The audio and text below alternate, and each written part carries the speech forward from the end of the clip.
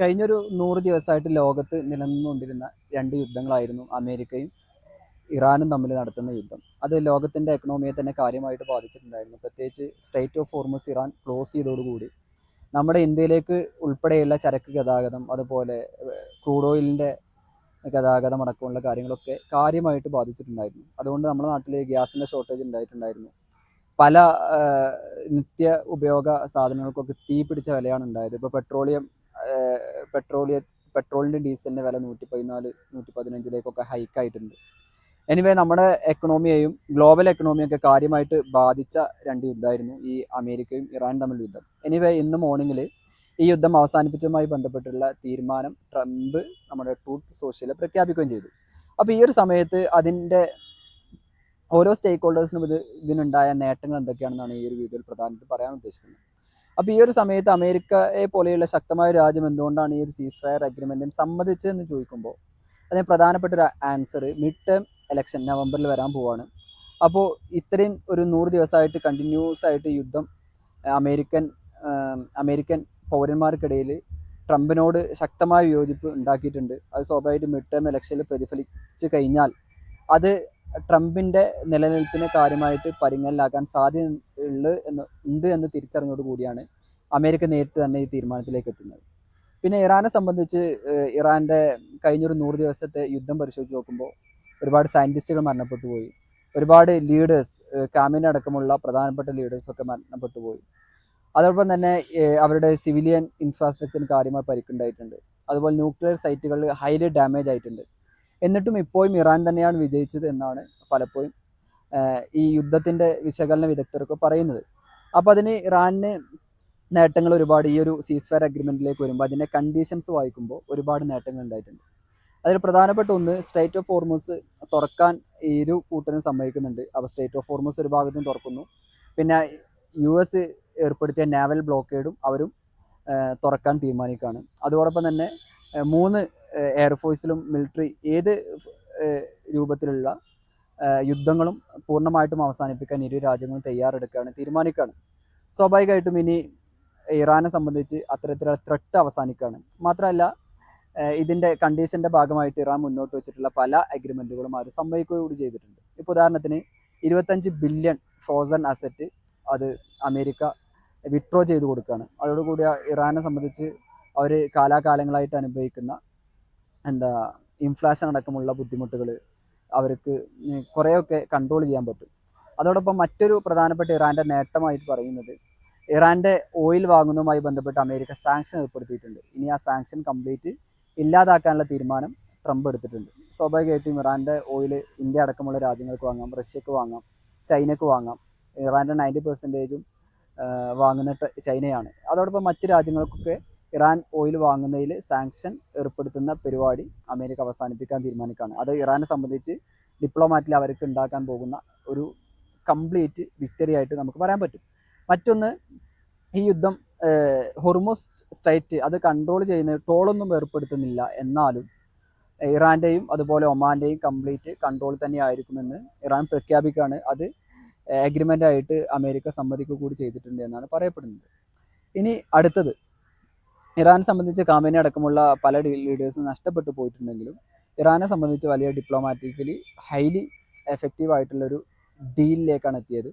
മാത്രമല്ല ഒരു ലെബനാനായിരുന്നു ഇറാനും ഇസ്രായേലും തമ്മിലുള്ള ഏറ്റവും പ്രധാനപ്പെട്ട കോൺഫ്ലിക്റ്റ്. കാരണം ഇറാൻ്റെ ഏറ്റവും പ്രധാനപ്പെട്ട ഒരു അലയാണ് ലെബനാൻ. അപ്പോൾ ലെബനാന് പലപ്പോഴും അമേരിക്ക ലെബനാനെ ഈ യുദ്ധത്തിൻ്റെ ഭാഗമായിട്ട് ഉൾപ്പെടുത്താൻ തയ്യാറായിട്ടുണ്ടായിരുന്നില്ല.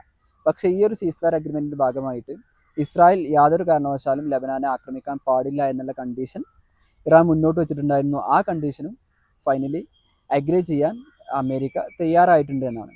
എനിവേ ഇത് ഗ്ലോബൽ എക്കണോമിയിൽ കാര്യമായ മാറ്റങ്ങൾ ഉണ്ടായിട്ടുണ്ട്. മാത്രമല്ല ക്രൂഡ് ഓയിലിൻ്റെ പ്രൈസിലൊക്കെ കാര്യമായിട്ടുള്ള ഡിപ്പ് കാണാൻ കഴിയും. കാരണം ക്രൂഡ് ഓയിലിൻ്റെ പ്രൈസ് ഉണ്ടാകുമ്പോൾ നമ്മുടെ രാജ്യത്തെ കാര്യമായിട്ട് ബാധിക്കുന്നുണ്ട്. അപ്പോൾ ഇറാനെ സംബന്ധിച്ചൊരു വിൻ വിൻ സിറ്റുവേഷനാണ്.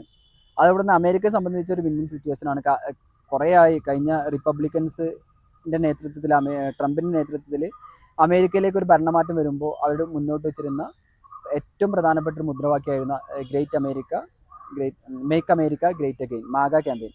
അതിൻ്റെ ഭാഗമായിട്ട് മറ്റ് അമേരിക്കൻ ടാക്സ് പേയേഴ്സിൻ്റെ മണി കംപ്ലീറ്റ് അമേരിക്കക്കാരുടെ ആവശ്യങ്ങൾക്ക് വേണ്ടി മാത്രമേ ഉപയോഗിക്കാൻ പാടുള്ളൂ. മാത്രമല്ല ഇനി യുദ്ധങ്ങളില്ലാത്ത കാലങ്ങളായിരിക്കുമെന്നായിരുന്നു ട്രംപ് പ്രഖ്യാപിച്ചിരുന്നത്.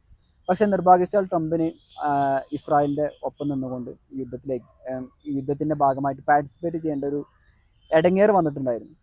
അപ്പോൾ അതിൻ്റെ ഫലമായിട്ട് റിപ്പബ്ലിക്കൻസിനെതിരെ കാര്യമായിട്ടുള്ള ഒരു ഭരണവിരുദ്ധ വികാരം അമേരിക്കയിൽ അലയടിച്ചിട്ടുണ്ട്.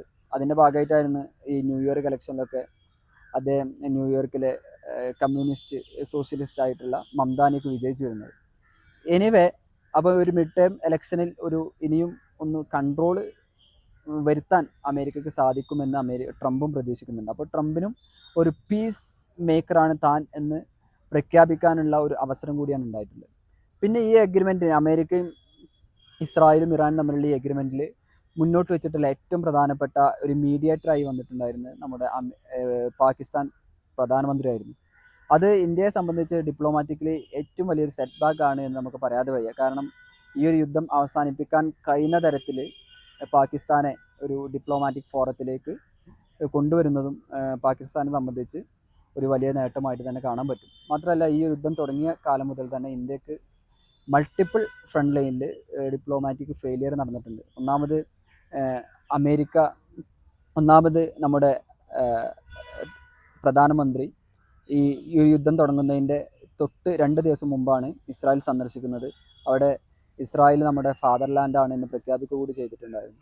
അപ്പോൾ സ്വാഭാവികമായിട്ടും ആ ഒരു ഇന്ത്യ പരോക്ഷമായിട്ടോ അല്ലെങ്കിൽ പ്രത്യക്ഷമായിട്ടോ ഈ യുദ്ധത്തിൽ അമേരിക്കയുടെ സൈഡാണ് നിൽക്കുന്നത് അല്ലെങ്കിൽ ഇസ്രായേലിൻ്റെ സൈഡാണ് നിൽക്കുന്നത് എന്നുള്ളൊരു വികാരം ലോകത്ത് പ്രതിഫലിച്ചിട്ടുണ്ടായിരുന്നു. അത് മറ്റ് രാജ്യങ്ങൾക്കിടയിൽ ഇന്ത്യയെ സംബന്ധിച്ച് വലിയ ഡിപ്ലോമാറ്റിക്കലി ഒരു ഫെയിലിയർ ആയിട്ടാണ് ഇത് കണക്കാക്കുന്നത്. മാത്രമല്ല അമേരിക്ക ഈ ഒരു കാലയളവിൽ കഴിഞ്ഞ 2-3 ദിവസങ്ങൾക്ക് മുമ്പ് ഒരു ഇന്ത്യൻ്റെ ഒരു കപ്പൽ ആക്രമിച്ചിട്ടുണ്ട്. അതിൽ 3ഓളം ആളുകൾ മരണപ്പെട്ടിട്ടുണ്ടായിരുന്നു. കംപ്ലീറ്റ് ഇന്ത്യക്കാർ അടങ്ങിയിട്ടുള്ള കപ്പലായിരുന്നു. പക്ഷേ ആ ഒരു ആക്രമണം നടന്നപ്പോൾ അതിനെതിരെ ഒരു പ്രതിഷേധം രേഖപ്പെടുത്താൻ പോലും കഴിയാത്ത വിധം ഇന്ത്യ വീക്കായ ഒരു സാഹചര്യം കൂടി ഈ യുദ്ധം വരുത്തി വെച്ചിട്ടുണ്ടായിരുന്നു. എനിവേ, പിന്നെ ഇന്ത്യൻ എക്കണോമിയെ കാര്യമായി ബാധിച്ചിട്ടുണ്ട്. ഗ്യാസിൻ്റെ ഷോർട്ടേജ് ഉണ്ടായിട്ടുണ്ട്. അതുപോലെ LPG ഗ്യാസിൻ്റെ ഷോർട്ടേജ് ഉള്ളതുകൊണ്ട് തന്നെ ഭയങ്കര ഹൈക്ക് ഉണ്ടായി. മാത്രമല്ല പെട്രോളിയം ഉൽപ്പന്നങ്ങൾക്ക് കാര്യമായ ഒരു ഹൈക്ക് ഈ ഒരു കാലയളവിൽ ഉണ്ടായിട്ടുണ്ട്. 106 എന്നുള്ള 100 എന്നുള്ള ആ പ്രൈസിൽ നിന്ന് ഇപ്പോൾ ഒരു 114, 115 എന്നുള്ള റേഞ്ചിലേക്കൊക്കെ പെട്രോളിയം ഡീസൽ ഉൽപ്പന്നങ്ങളൊക്കെ മാറിയത് നമ്മുടെ രാജ്യത്ത് നമ്മുടെ എക്കണോമിയിലേക്ക് കാര്യമായിട്ടുള്ള ഇൻഫ്ലേഷൻ പ്രൈസ് ഉണ്ടാക്കി. ഇൻഫ്ലേഷൻ കൂട്ടി, സാധനങ്ങളുടെ വില കൂടി.